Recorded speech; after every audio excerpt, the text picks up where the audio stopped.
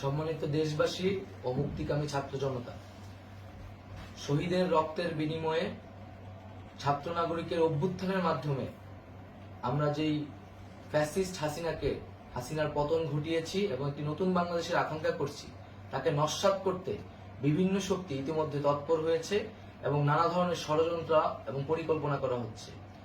আমরা মুক্তিকামী ছাত্র জনতার পক্ষ থেকে স্পষ্টভাবে বলতে চাচ্ছি যে এই বাংলাদেশকে ফ্যাসিবাদী রেজিম থেকে মুক্ত করার জন্য এবং একটি নতুন বাংলাদেশ, জনগণের বাংলাদেশ প্রতিষ্ঠার জন্য সকল ধরনের ষড়যন্ত্রকে নস্যাৎ করার জন্য, প্রতিহত করার জন্য বাংলাদেশের ছাত্র জনতা কিন্তু সদা প্রস্তুত রয়েছে।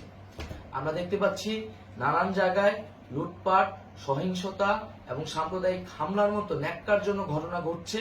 আমরা এর তীব্র নিন্দা জানাচ্ছি এবং আমরা মুক্তিকামী ছাত্র জনতার প্রতি আহ্বান জানাচ্ছি যে এই ধরনের ঘটনাকে প্রতিহত করার জন্য আমাদেরকে প্রস্তুত থাকতে হবে, আমাদেরকে দায়িত্ব নিতে হবে।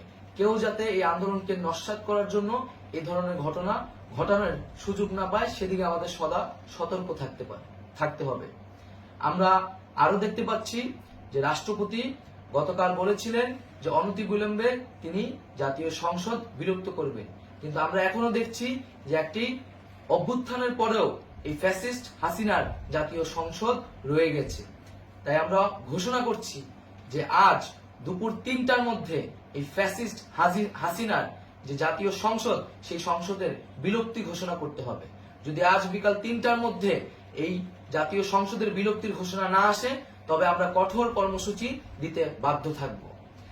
এছাড়া বন্ধুগণ, সবার জন্য আমরা জানাচ্ছি যে আমাদের যে অন্তর্বর্তীকালীন সরকারের কথা আমরা বলেছি, সেই সরকারের প্রধান উপদেষ্টার নাম আমরা ইতিমধ্যে ঘোষণা করেছি এবং এই সরকারের অন্যান্য উপদেষ্টা সহ সামগ্রিক রূপরেখা আমাদের প্রস্তুত রয়েছে। আমরা খুব শীঘ্রই সেই রূপরেখাটি জাতির সামনে উপস্থাপন করব।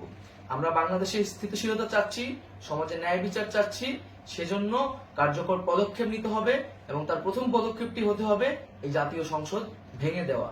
এবং সবার প্রতি আহ্বান থাকবে, আপনারা শান্তিপূর্ণভাবে অবস্থান রাখুন, শান্তিপূর্ণভাবে এবং অহিংসভাবে এবং সকল পরিকল্পনাকে, ষড়যন্ত্রকে নস্যাৎ করার জন্য সদা সতর্ক থাকুন।